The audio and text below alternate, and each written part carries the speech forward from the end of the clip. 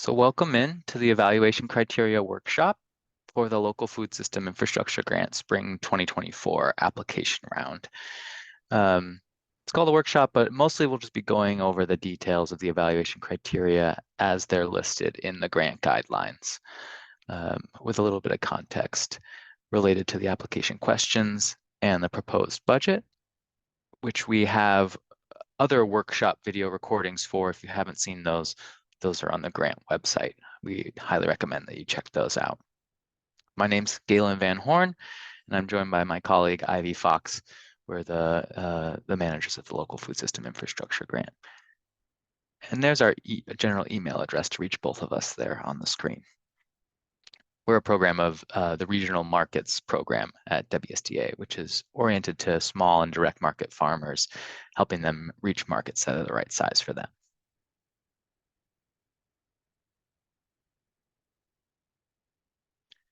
Okay, so I think we're just going to dive right in. So as I mentioned, the evaluation criteria are all on the grant guidelines. So if you go to the grant webpage and scroll down to the How to Apply section, you'll see a link there to the grant guidelines. And this is where what all this information is pulled from. This is a competitive grant. And so it is scored out of 4 different sections. So we're going to go through each one of those sections today. And the first one is the regional food system impact. So there's 28 possible points in this section. It's the largest section of the evaluation criteria. And so 1A here is, does the project address a critical gap or barrier within Washington's regional food system? And this is scored across 5, all of these sections are scored across 5 different categories. And so this one goes from minimal to no gap or barrier defined, a slight gap or barrier defined, and then it jumps up to across, you know, there's if a critical gap or barrier has been identified, but then it goes to whether the project may address it, is likely to address it, or the project will address it in some unique or exceptional way. So related to the application questions, there's a specific question that asks you to describe a gap or barrier within your regional food system, and also asks you to kind of explain what existing resources are there in your community, in your region. And then, so this question will relate to that. This evaluation criteria will relate to that question. And it will also relate to what exactly your project is. So does the project, as you've defined it, address the gap or barrier as you've defined it? And so it is all relative to kind of your operation and your project, which is why it's a pretty high level description here, because we have a lot of different applicants to this grant program that are working in different products and in different levels of the food system. So next up, 1B. The applicant partners with other farms, ranches, or food businesses that would benefit from the project. And so this gets to the idea that this is a systems grant. And so we want to be benefiting projects that have multiple benefits across, not just to the applicant business, but to many different parts of the food system. There's a few different questions in the application that will address this. And the way this is evaluated from 1 to 5 is 1 being minimal partnership, 2 being potential partnership with like some slight participation in the grant proposal, 3, 4, and 5 being documented partnership, and then graded by moderate participation in the grant proposal, significant participation in the grant proposal, and exceptional participation in the grant proposal. So there are questions in the application that directly relate to this. And there's also the opportunity to upload letters of support from farms, ranches, or food businesses that would benefit from this project specifically. And so that's a great opportunity to have benefiting farms, ranches, or food businesses write a letter of support. There's no template or anything, so whatever works for you, and talk about how they were involved in the project and their support of the proposed project. Moving on to 1C, the project expands access to foods or food processing services that are not regularly available in local markets. And so this is directly related to a specific question on the grant application. And it is scored from 1 to 5, unlikely to expand access to foods or food processing services, may expand access, likely to expand access to general foods or food processing services. And then that shifts to likely to expand access to specific foods or food processing services. Can I scroll down, please? I see Laura. This is the full page on my side. Ivy, is there anything missing? I am seeing it could be possible that if you go up to the upper left, excuse me, upper right corner, that you can expand the view. And so you might not have that full expansion visible on your computer. Sorry, just addressing a question in the chat there. So back into the way this is scored from 1 to 5. At 2, it may expand access to general foods or food processing services.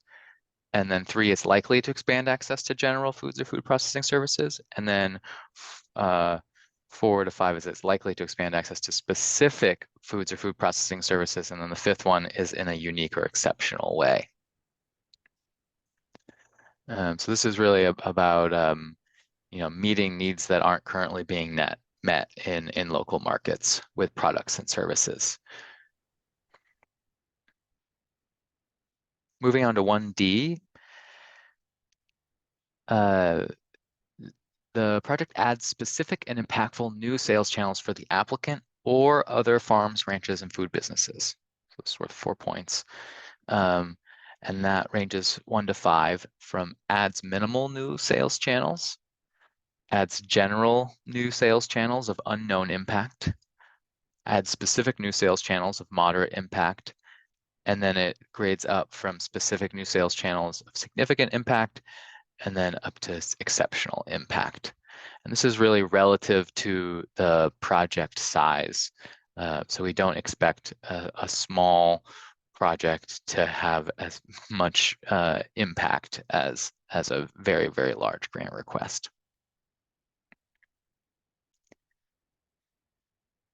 Next up, 1E, so the final part of evaluation criteria 1, regional foods, the proposed project increases the ability to perform in existing sales channels for the applicant or other farms, ranches, and food businesses.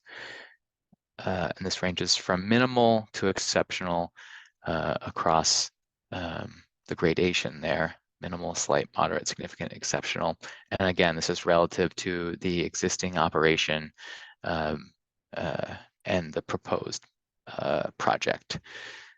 And so those two, the specific impactful new sales channels and increase the ability to perform in existing sales channels, those also have very specific questions on the application that are going to be dealing with what those impacts are going to be. And so there's a question where you specifically detail what those are.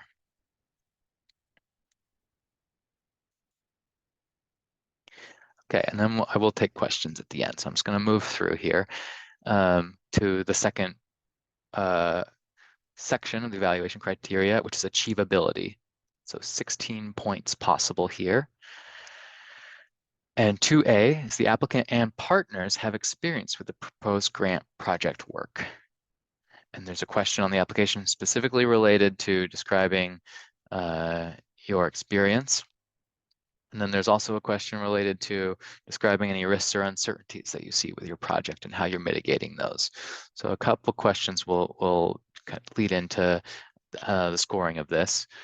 And I want to highlight that is the applicant and partners. So even if you don't have all the experience related to your project, you can bring in a partner who does.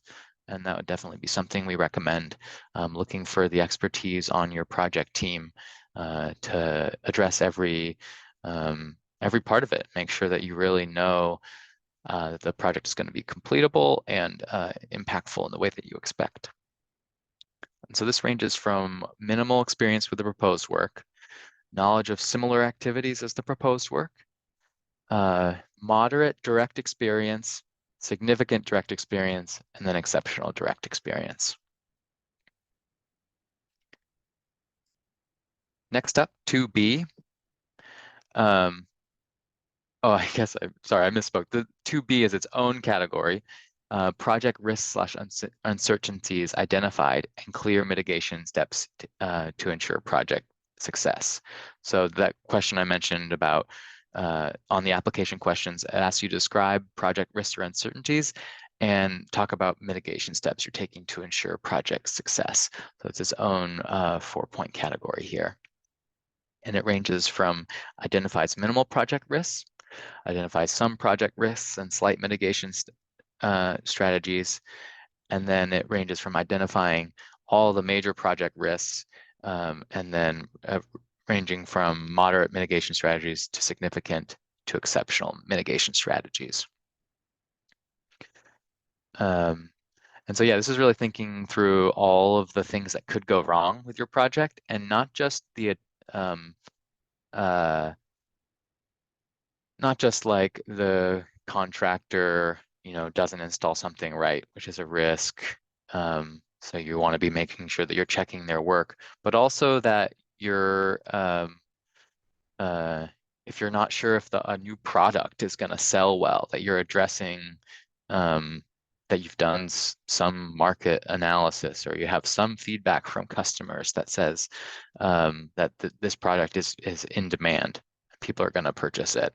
So kind of any of those kind of risks with the actual achieving the project, but also that the impact and the benefits of the project will be realized. Next up, 2C, the final part of the achievability section and the biggest part of the achievability section, that the applicant is at a sufficient stage of planning and readiness to successfully achieve the proposed outcomes on the grant timeline. So this is really an overall question about the achievability of the proposed project related to the budget and your description of the like permitting and where you're at and your operation. And it ranges from missing critical planning details showing a lack of readiness for the project, missing some planning details showing slight readiness for the project, and then from 3 to 5, they're all clear planning details, but they range from moderate readiness for the project to significant to exceptional. And so this is where we're really looking for, this is the right time for my specific operation to be doing this specific project because X, Y, or Z, and not just I've always wanted this thing, and so now I'm asking for it as a reason why your grant should be funded. And I think this is a good opportunity, Galen, to also just acknowledge that obviously we, the contract managers, but also all of the reviewers and the WSDA in general wants these projects to be successful. We want you to be successful. And so these questions are helping to guide that thought process too, that, maybe I'm not thinking about waste and maybe I'm not thinking about water use. So really thinking through the full scope of that project and zooming in and zooming out as much as possible. Thanks, Javi. So moving on to section 3, this is the smallest section, 8 points possible, that we have a reasonable proposed budget and benefits. And section A, 3A, is the proposed budget amount is reasonable compared to the scale of the project. And this just ranges from minimally, slightly, moderately, significantly, and exceptional. This is just incentivizing people not to just go out and ask for the most expensive truck for their delivery routes, or the Platinum building. These are facility upgrades. These are public funds, and we want to use them as impactfully as possible. And that means not always just paying top dollar for the shiniest new thing. So we want to incentivize that a little bit here. And similarly, in 3B, the proposed benefits/impacts of the project are reasonable compared to the scale of the project. And so this is about how you're talking about the impact of your project. And we want to incentivize people to be realistic about how much of a regional food system impact there's going to be from your project. So it's not to your advantage to make outlandish claims about how much your grant will increase production or bring in all of these partner farms. You really want to be reasonable about it so you can get these points here.